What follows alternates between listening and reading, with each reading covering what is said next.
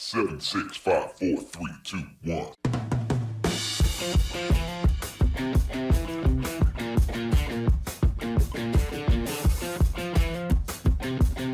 Hi, and welcome to the Marketing Essentials podcast. Our unique team helps small businesses grow by providing essential marketing expertise.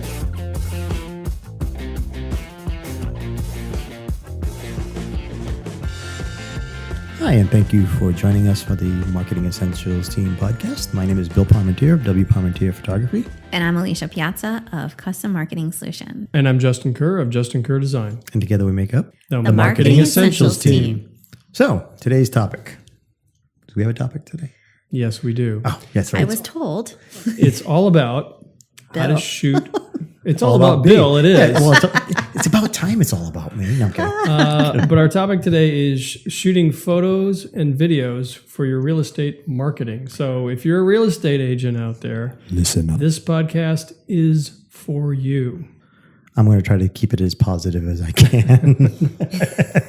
It's tough because, unfortunately, the mentality, and I'm not blaming all real estate agents, but I can understand there's obviously a cost factor involved when it comes to real estate photography, and they need to get by as inexpensively as they can. So they try to I find, think a lot of them are working on very small margins to begin with. especially if they're working for a bigger real estate firm. Yeah. Right. So now you're approaching them and saying, hey, for this amount of money, I can shoot you professional photos. And they're like, do I want to take on this expense? Mm-hmm. Is this professional photo or professional video, is it really going to increase the selling price of the house to the point where it compensates my expense? Because they have to lay that money out. In a short answer, yes.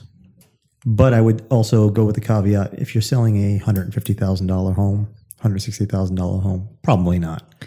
So in that sense, is there when you have these lower priced homes and the profit margins are obviously smaller, are there kind of some DIY tips? Yes. Like some no-nos, like don't take your pictures when it's dark out, for instance, and have overhead lights. Hey, why is the room dark? Yeah. Yeah, actually, there are a couple of things, and I'm going to split this up into two halves. The first half is going to be if you're a real estate agent and you need to do it yourself because your margin is so small that you can't even consider the idea of having a photographer. Mm-hmm. I'll give you a few tips, and then the next is when you're talking about the higher end properties. I would say 300,000 plus, Which in New England is really not that high of a property rate right now. No. If you're above 300,000, then you can start thinking about, okay, what can I do for basic custom video or custom photography? And then when you get to the $750,000 to $1 million homes, then you really want to start thinking about Bring in the drones. Yeah. Well, so before we get to if you're below a certain price point, you should probably, it's okay to do it yourself. Here's some tips. If you're above that, what would you say are the top three things in regards to either photos or video? What do they bring? What value do they add to the real estate market? Well, first off, there was a study, I forget whether it was by MLS, which is the listing system that most real estate agents use, or if it was Realtor.com. I forget exactly which one. I'd have to look it up. But basically it stated that houses that are listed with using either custom photography or custom videography on average will sell for anywhere from $10,000 to $100,000 more than their original, than if they were done with. Is that at a certain price point? Because that's a specific They number. didn't specify a price point. I'm going to assume the higher end is going to be for the higher end homes. Yeah. Whereas the lower end would probably be for mid-level homes. Okay, so anywhere between $10,000 and $100,000 in added value. I would say realistically, the average in New England probably would be in the $15,000 to $20,000 range. So that should cover photography costs. You would think. And there are other ways around that. I don't want to get into the specifics as far as how realtor commissions get broken up, but the reality is it can get pretty well spliced up. So what I try to suggest to real estate agents is don't count that as something you're offering to your clients. Sell your client on it. Ooh, I like that. Because now the client will pay for that cost of that photo shoot as opposed to them having to take it out of their commission, which makes it an easier sell to real estate agents. And when you can show the stats of, hey, your house is going to sell for more if we do custom photography or we do custom videography, it's an easier sell point. I like that. Yeah, the homeowner's main concern is to sell faster. I mean, what homeowner wouldn't want to make an extra $10,000 on their the sale of their house, even if they had to outlay $1,500 or $1,800? Right. Sell faster, make more. Yeah, and also that's the other thing. It also sells faster on average too if you use custom photography. What would you say? Because people do a lot of things to get their house to be sale ready. You know, the low end paint rooms. Fresh coat of paint can do a lot. Other people do things like add things to the house to make it more appealing. Where does the photo and the video stuff fall into that mix of, okay, here's what you need to do to get your house ready for sale? Well, I mean, it's like anything else. Who are the main people that make the decisions when it comes to buying a home? Females. So what's the area? And I'm not trying to sound sexist or anything like that, but think about what the first area they're going to look at. They're going to look at the kitchen. They're going to look at the bathroom. Exactly.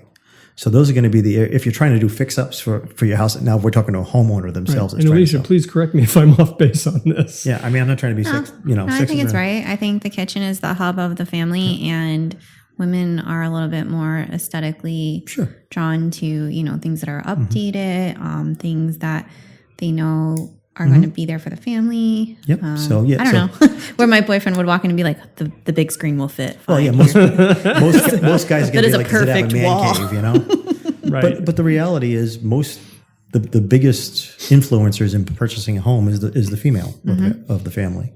Yeah. And they're going to look at the kitchens, they're going to look at the bathrooms, and then probably the living areas after that. Maybe the closets. Yeah. But so to answer your question, if you've got a limited budget and you want to really fix up a house to sell it, I would suggest the kitchen would be the first place you would look at. As far as getting it ready for photography or videography, get rid of the clutter. That's first and foremost. Right. A photographer isn't a stager. No. And we'll talk about that when we talk about when you hire somebody. That's the second half. But for the do-it-yourselfer, really, as little minimalist as possible is good. I mean, have some photos on the wall. Make it look lived in, but don't make it look like your kids just ran through the room and get rid of the magazines on the kitchen counter. Yeah. Put away the cereal boxes. Correct. I mean, you it's weird to say this, but you want it to look like nobody lives there. Exactly. You walk into the bathroom, don't have towels hanging up. No. Things like that. I mean, Even or if you do, personal have them pictures can come down. Yeah. Like your family pictures, because Those should come down. Yeah, I'm talking like artwork, having artwork on the wall. It's absolutely acceptable to have, a painting on the wall or a landscape photo or something like that. What about an Elvis on velvet? No. That's got to go? Just no. your bare The dog's heads. playing poker? Oh, I love that picture. I do too. I had the man cave. I had the dog playing pool, but that's another story in itself. But anyway, So anyway, just long story short, if we can make it that at this point, is We've given tips for design. A coat of paint and clutter. Less is more, and work on the main areas that are going to affect your sales overall. Yeah. Again, I'm not an expert when it comes to right. getting your prices. I can just So tell you. now that you've done that, let's say you've redone your kitchen, you've redone your bathrooms. You definitely want to get the most out of that investment. And I would say that is a good selling point for professional photography. Absolutely. Because a professional photographer or videographer is going to know how to get the most out of that newly renovated kitchen or the newly renovated bathroom, as opposed to snapping an iPhone. Correct. Yeah. Can I tell you, when they redo the bathroom, and then my favorite type of picture is when they stand in front of the mirror with the flash And on. you can see them in the mirror with the flash. It's creepy. Yeah. Most people don't think to do that. Stalker photo. I cannot tell you the number of photos that I've seen on listing sites and that are obviously done by either the homeowner or more likely the real estate agent that went in to just get some photos to put up on the website, where there is a reflection in the mirror of the person taking the photo, or there's dirty laundry all over the floor in the room that they took the picture Yeah. of, Or there's all the personal hygiene stuff Stuff is over out, on the counter of the bathroom. I don't know why the person in the mirror creeps me out. Like, obviously somebody was there to take the pictures, but the mirror thing like really creeps me out for some reason. And the thing is the reality of it is, up until recently, the market's been pretty hot, so most people aren't looking real quick. Yeah, but it's starting to slow down. It's really starting to slow down. So, And we've also, as we're recording this in November, we're moving into the dead season for real estate. yes. So every little look you can get on your site, on your listing, is going to be one more that you might not get otherwise. Right. So that's the argument for doing custom photography, having a professional come in and do it. So we've talked about the value of doing the custom photography. Well, let's flip back over to the DIYer. So you've got someone who just doesn't have the budget. Yep. And they want to get the most that they possibly can out of either their point and shoot or their iPhone. So what are your tips for them? Lighting. Is that enough? Did I say it enough times?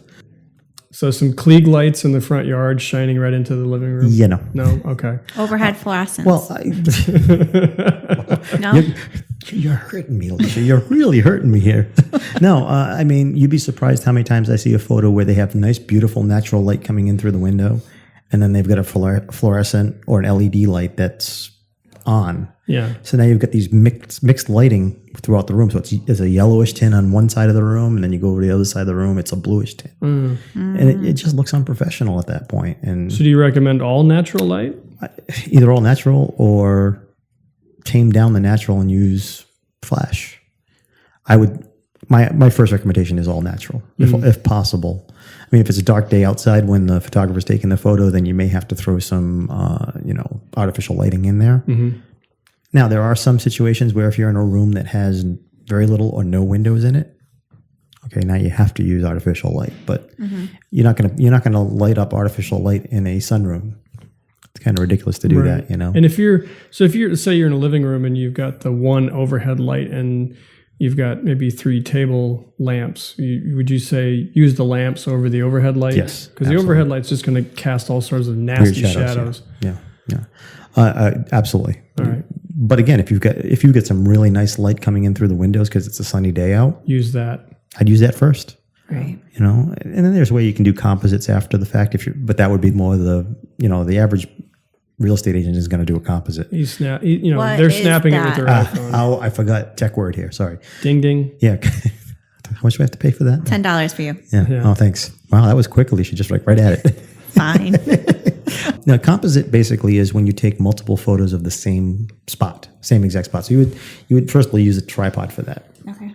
So what you may do is take a photo with just natural light, and then you take a photo with the artificial light, and then maybe you'll take one that's really blown out. And what you do is in Photoshop or whatever software the photographer is using, you actually merge the 2 or 3 photos that you have together. So that way it'll make it a more evenly lit photo.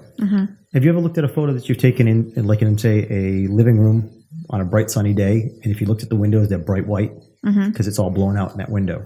By taking multiple exposures, you can make it so that you can see what's outside the window, but still see what's inside also. Like your eye would. Yes. Yes. Because the camera is very limited. not able to pick up all of the nuances that your eye can. So like sitting in this room now, you can see the inside of the room, you can see what's outside the window, but camera can't. It's either going to expose for what's outside the window and the room's going to be dark, or it's going to expose what's in the room and you're not going to be able to see anything out the window. And as good as cameras are nowadays at recognizing a situation and being able to adjust accordingly, they're still not 100% there yet because there's so many varied lighting situations. There's no way that a computer in your phone can figure that out quickly enough to make it look. It's getting better. Right. But and somebody it's not there snapping photos with an iPhone is not going to take the time to try to do composites. So getting the most out of just holding up that iPhone and try to use natural light. I would suggest natural light. First and foremost, natural light. So beyond lighting, what else? Composition. Most people don't think about composition. They just kind of hop in the room and go, boom, I've taken the picture. Good, done. You really should be shooting into a corner of a room. So if you're standing in the doorway, don't shoot the room straight on so you can see 2 corners. You should really be shooting towards one corner. It makes the room look more spacious and it makes it look less boxy and weird. Right. Like if you're standing at one end and you're shooting the other end, like it's naturally farther away. So it's going to start to have like that bowling alley effect. Yeah, you get like a trapezoidal effect. Yeah. And to escape that, especially if you're doing it yourself, shoot into one corner. I mean, there's software that you can straighten it out again, but then you're looking at professionals having to know how to use Photoshop, how to get that to do that. So, yeah, if you're going into a kitchen, shoot towards one corner of the kitchen, maybe the most interesting corner, which is probably the area where the sink and the refrigerator are. My wife calls that the corner of death. Why is because, well, she has where the corner of the kitchen is where she does a lot of her work. It's the stove, it's the sink. Yeah. It's where she preps all the food. And that's where I like to stand when I'm in the kitchen talking to her. It's the death. But it's the corner of death. Stab you. She's like, get out of my way. You're in my way. But you bring up a good point. That's the area that somebody looking for a new home is going to look at and say, okay, well, how close is the refrigerator to the stove? Right. How much countertop space do I have? Because they're imagining like, okay, when I cook, where's my work surfaces? Yeah. Where's my prep area? So you really want to think about when you're doing real estate photography yourself, you want to think about how the end user is going to use that room. If it's a room that's going to have a big old comfy couch that somebody's going to be sitting in and reading, and it's got a library shelf next to it. Mm-hmm. Well, you want a focal point that's going to make them go, oh, okay, I understand what this room is used for, and that's pretty cool. I like the way that's set up, so I can. I like that. Think about the way the room is going to be used. Yeah. What about angles, Bill? Again, corners. Look for the corners if you can. Aim for the most important corner you would find in the room, like I just said, depending on what that is.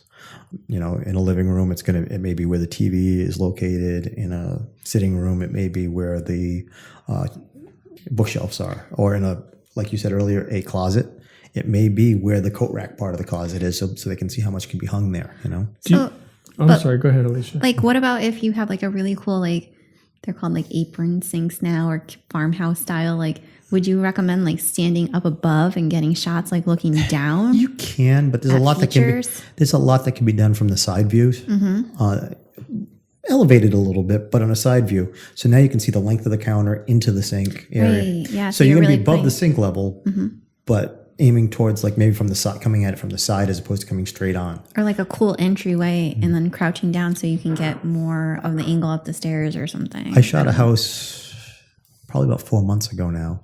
They had a really cool kitchen. The way the kitchen was set up, the sink was in the corner of the kitchen that had a window right in front of it that looked right out over the backyard. And the way it was set up, it was beautiful. So I shot right into that corner, and you could see the beautiful sink and everything was set up, right alongside of it. And with a wide shot, you could see the refrigerator was probably 4 or 5 feet away. So you had a lot of countertops there. So again, I would say as far as the angles, you want to look at what's going to be the focal point of that room. What is it going to be used for?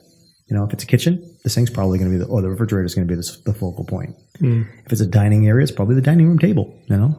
So you really got to think before you go into a room.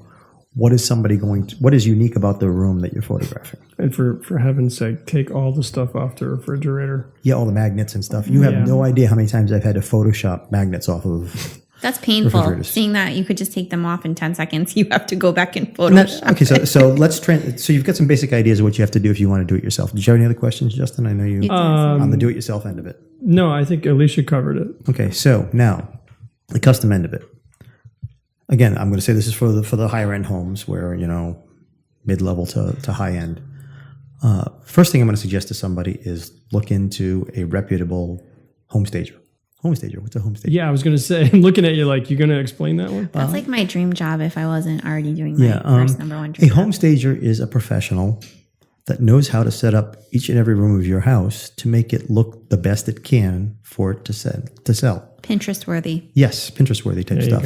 I mean, the reality is they keep on top of the trends. If country motif is the trend, he's going to set it up as a room that's got a country motif. Right. If the trend is now going towards, I don't know, whatever it happens to be.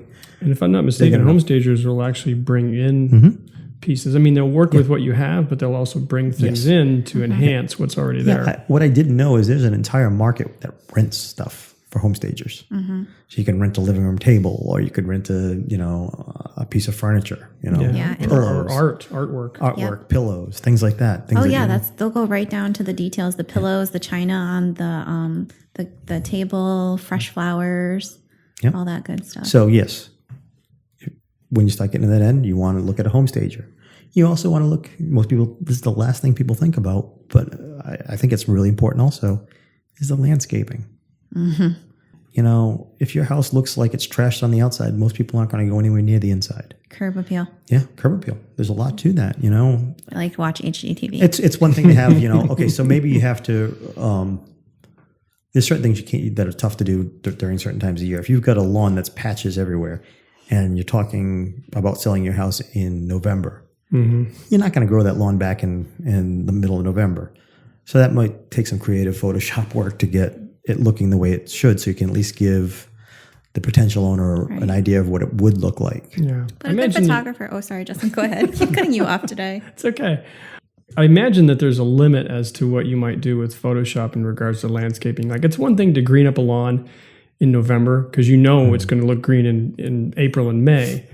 But I think you probably have to be careful when you're like putting stuff that's not there. Yeah, I'm not going to put trees in or something or large bushes What happened in. to that chandelier? Those Now- coffered ceilings, they're just not here. I mean, the interesting thing is if I'm doing something, a photo shoot for a contractor's website, and they put a new door on the house. I've actually done this before where they had put a new door on the house.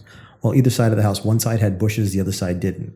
I replicated the bushes from one side to the other because that was the focal point. You're selling the door. Yeah, I was selling the You're selling the project, workmanship. You're not selling the house. And I just wanted to give it an even look to it. Yeah. I would not do the same when it came to a real estate house. You know, Makes the house is sense. a being little bit of sold. deception. Yeah. Now It was an in-ground pool. It was in the photo. I don't That see white picket fence. Now, I will add another thing is, okay, so now you've got the home staging, landscaping. Look for unique views. Drone photography and videography is huge in real estate right now, especially for the larger acreage homes. Where you're talking a double, triple, 1 acre, 2 acre lot. You can show a lot more from the air than you can from ground level. Right. That's cool. Especially if it's a multi-level home too. I just did a drone shoot on a 3-floor home, and it had a deck on the 3rd floor. From ground level, you would never have seen what the deck looked like. Right. But getting up in the air with the drone, you could see that there were trash bags full of trash on the deck. I think that's, oh boy. And you had to take those out. Yeah, I had to Photoshop them out. But I mean, that's the reality of it. But it also gives people a view beyond what they would normally see. Yeah.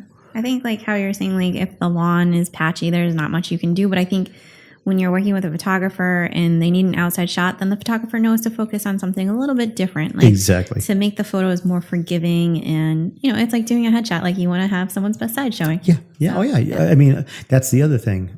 A custom real estate photographer is going to have that experience, at least hopefully they will, that is going to be able to put your house in the best light. I'm saying beyond having the home staging and everything like that.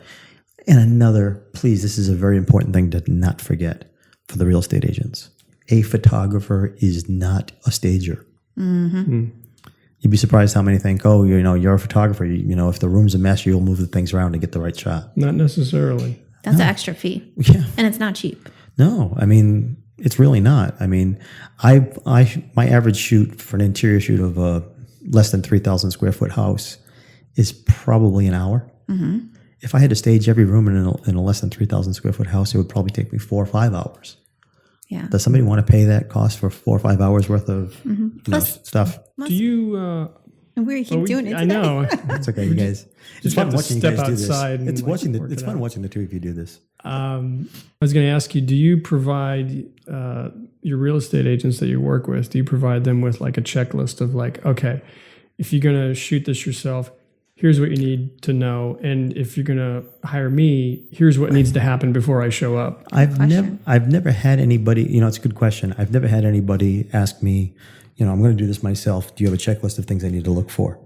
I'd be more than happy to give that because I understand that there are some cases where, real estate agents have no choice but to shoot it themselves. Yeah. So it's a good idea. I haven't done it yet. I do try to give my potential clients at least a brief outline of what they need to make sure is set. Like I basically say, look, you're not always going to get the ideal outside photos. It's not always going to be sunny and cloud-free or partly cloudy when we come to do your shoot. I can't do that. There's not that many sunny days in the year. So if I've got 10 houses to shoot in the course of a month, maybe half of them will be a sunny day. The other half may be partly cloudy. So don't expect it to be bright and, it may. And if I can get it that way for you, I will, but that's not always the case. I did see one of the photos that you took recently, though, where you put a sunny sky in the in the photo. Yeah, I can't do that. It's an extra charge, but I can do that. Right. That's cool. So, but there's a limit to what you can do. Oh yeah. I mean, if it's a really gray day outside and I go put a sunny sky in the background, it's going to look weird. Yeah, it's going to look like something out of a Disney movie. And you're not going to put leaves on the trees and no. all that nonsense. Unicorns in the front yard. So no, Magical. I mean, yeah, guaranteed to sell. No, and that's the other thing is if the house is run down, there's only so much a photographer can do for you. Right. There's only so much that a home stager is going to do for you. They're going to help bring out the best, but if the best is mediocre, Right. if you need a new paint job on the side of the house and you're choosing not to and you want to sell it, well, that's going to show. Is that? I mean, I imagine that's part of your job. Is it sort of helping them have realistic expectations? Well, you would hope that the real estate agent would be the first one to give them those realistic expectations. This house may be valued at $500,000, but it needs a paint job and a new roof. So you're probably not going to get that. I feel like I'd be really good at that because I'm pretty blunt. I'd be like, oh, this picture needs to go. Just tell them like it is. Like, tell them they can't expect a photographer. I curate most of the photos that I take. So they're only going to see the best ones, Oh, no, I meant like in the house. Like if they had like an ugly painting on the wall. I'll like probably shoot around it. I would just tell them like, take it down, put it in storage. And you got to be careful. You got to have some tact with it because it may be a family heirloom that their great uncle gave them. But do they want to sell their house? No, I get it, and it may be that case. But the thing is sometimes you can shoot around it. Mm-hmm. I've done that before. I've had to shoot around some pretty ugly things just to be nice. And it's like, people's style. What would be cool the two of you is wow. I thought she was finished. I'm finished. Okay. No, what I was going to say was what would be cool is to see a side-by-side of, a shot that you took, like maybe curbside, and then what an iPhone photo of that same property would look like, and just be able to say, well, you can see the difference here, and point out some of the features. Yeah, I mean, and that goes for just any type of photography, truthfully, especially exterior photography. Even commercial buildings. You can tell when somebody shot it with an iPhone or a cheap phone versus a good quality composed shot. Yeah, there's there's a car parked out front that shouldn't be there, or there's something in the yard that should have been removed. Yeah, and what I tell my clients is ahead of time is, look, if you don't want it in the photo, make sure that it's gone before I show up. Right. Because I don't have the time during the day of to go having your tenants move all their cars.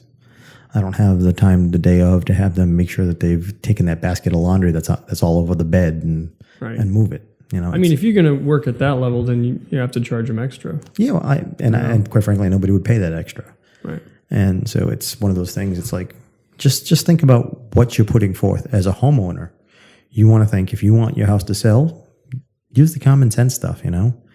Well, Alicia made a good point. It's like when you go to get your business headshot done or a family photo done, everybody puts on nice clothes and they comb their hair and they do everything they need to make themselves look good. It's like, do the same thing for your home. Yeah, you wouldn't walk into a portrait session with a bad case of bedhead and no makeup on or whatever it happens to be. Right. You wouldn't do it. So why do people do that with their homes? And Alicia's looking at me like... Well, I just Googled bad real estate pictures and it's a laugh. You know what? You're going to have to put a link in the... okay, I got to see these. Oh my goodness, would they use a fisheye lens? The picture Alicia's showing me right now is from a very dated looking kitchen. First of all, it's got all these flowery... That's my house, Bill. Is it your house? No, it's not. I was going to say, whoa. You should have totally trolled him. You should have. You had me. But it's a very dated looking... Wow. And it looks like they took it with a fisheye lens. Which makes it look like a fun house, basically. Yeah, pretty much. The bottom is really narrow. The top is really narrow. And this the middle is your house on acid. Yeah. But the reality is... You know what? That's a website that shows all these bad photos. Yeah, I think but the reality it's is a good teaching element, though. It's like, hey, don't do this stuff. But the thing is, I would even dare you go to Realtor.com and just start trolling some of the listings there. Would it be mean of us to use those as examples? Realtor.com is a conglomerate where multiple agencies go into it. So I don't think we'd be picking on any one agency. But seriously, I'm sure you could spend a half an hour on that website and find some really bad photos. I wouldn't have even thought to look for the bad real estate photos. Yeah, and I'm familiar with the have you found any real good ones yet, awkward Alicia? family photo website. Okay, what's the worst one you found so far, Alicia? A room full of dolls. What? I got to see this one. You got to show me now. Come on. She's going to show me This makes me want... Oh, my word. It's a hardwood floor room that's probably a 12 by 18, 12 by 16 Beautiful room. hardwoods, if you could see them. And it's got hundreds of dolls all over the floor on boxes. Come play with us. Looks like a bad horror movie. If this doesn't say buy this home, I don't know what does. That says The Shining. No, that's not. Okay. Anyway, we went off track a little bit, but I mean that's the unfortunate part of it. And the reality is, if you want a good shot, have a That doll shot though makes an excellent point. It's like a lot of people have collections, and things that mean something personally to them. Get rid of them for the photo shoot, because it doesn't mean a thing to the prospective buyer. Yeah. They don't really care about your commemorative clock does that mean that my commemorative NASCAR plates have to go away? Or your Dale Earnhardt collection of beer cans or whatever. It's it means a lot to you, yes, but it doesn't mean anything to the prospective buyer. Yeah. So that's it. I think they want to see something that they can picture themselves in. And if there's a lot of personal items there or distracting items, it's hard for them to put themselves there, imagine themselves in that space. I'm going to backtrack for one more second because it bears saying I have to say this, and this is for the real estate agents out there. Please, please, please, please, don't go out and buy a drone and just think you can throw it up in the air. Oh, yeah. For safety's sake, I'm begging you, please don't do this. I don't know how many real estate agents I've talked to said, oh yeah, our office has a drone. And come to find out, they're not licensed, they're not insured, and you're just begging for trouble. Somebody's going to get hurt, and somebody's going to get injured badly. And let me tell you, I'm telling you, real estate agents, your liability insurance will not cover that type of damage. You have to have separate drone insurance for that. Yeah. So I say that just as a caveat because it may be tempting for a real estate agent to go out and buy a drone because they're affordable nowadays. You can get one under a couple of grand that is decent enough to take real estate photos. Mm-hmm. But there's so much more behind it. You need to get certified through the FAA. You have to get insured. And if you skip those steps, you could put your entire company in jeopardy as well as possibly seriously disfigure somebody. Right. It costs you a lot more than a photo shoot. Yeah. I tell people it's basically a giant weed whacker flying through the air. Yeah, I think people think it's like just a little mini toy helicopter. Well, I mean, the people look at it and say, "Oh, it's a plastic prop on it." Mm-hmm. So because it's plastic props, it's fine. Those plastic props, easy for me to say, will cut you and cut you deeply. Oh yeah. Well, my weed whacker uses a plastic nylon string, but that'll cut the heck out of you. And people don't think about that. For some reason, they just think, "Oh, it's a drone. It's all autonomous. It'll do everything I want it to do." I've had drone shoots go really rough at some points where there's 20, 25 mile an hour wind, and all of a sudden you get a gust, and the drone takes off 10 feet to the left or 10 feet to the right. Right. Well, that's a good thing. So I'm sorry, I don't want to belabor that, but no, I know it's something that you're passionate about, is proper drone usage and making sure you're licensed and all of that. I mean, it's because it's for people's safety. And the thing is it's not about me trying to get drones to, people to hire me. Yeah, I would like people to hire me, but I would rather have people safe and not hire me. Meaning just do the right thing. You don't have to hire me, just do the right thing. So to recap, for real estate photography, you can do it yourself. And maybe by the time we publish this episode, Bill will have his checklist for real estate agents that we can include in the show links so that you know how to get the most out of your iPhone photography. But if you really want to get the most out of your real estate photos, especially if the owner has invested a lot in refurbishing the kitchen or the bathroom, you can get between $10,000 and $100,000 more value out of that listing with professional photography and videography, especially with something unique like drone photography, which is going to give you a whole different perspective. Mm-hmm. And I didn't even touch on video walkthroughs, which are the new trend that's coming through and stuff like that. Well, maybe another episode. Yeah, it's going to have to be another episode because we're getting on the long side here. But yeah, ultimately, if you can afford it, and this is to the homeowner I'm speaking to now, if you can afford it, go with custom. Have somebody come and do it professionally. They're going to do a much better job than your real estate agent's going to do for you, or you're going to be able to do yourself. Right. So having said that, I think we got a couple of quick shameless plugs to do. Yep. And we can call it quits for the day. So if you enjoyed this podcast episode and you'd like to hear more of us talking about marketing, you can find us on the web at marketingessentials.com. It's marketingessentialsteam.com. I don't even know our own website. We've only had the website for about a year now. Yeah. And I'm the one that built it. So marketingessentialsteam.com is where you can find us on the web. You can also find us on Facebook at Marketing Essentials Team. And I'm going to let Alicia tell you about our special little group. Special. All right. So we have the Little Rhody Marketing Support Group on Facebook. Just search that in the search bar, or go to our website to find it. And it's a private support group of marketing professionals and other local business owners. I think we have over 100 and something members in there. Where you can, 120, I think it is. Yeah, 120 right now. where you can, it's still growing. Yes, yeah. Where We're you can aiming for post, 200. That's the next number. so you can post all your marketing questions and challenges in that group. And finally, if you're one of those people that likes to listen to the podcast on the go, you can search for us at the Marketing Essentials team on Apple Podcasts, and you can listen to all the back episodes. Also, before I forget, if you subscribe to our podcast on our website, marketingessentialsteam.com, you will get a weekly email reminding you of the upcoming episode, and you will also get some secret content, super secret squirrel content. We can't tell you about that right now. Right. You have to subscribe to find out about that. And we'd love to give a shout out to our gracious host, Rooms and Works, where you're recording this podcast episode from.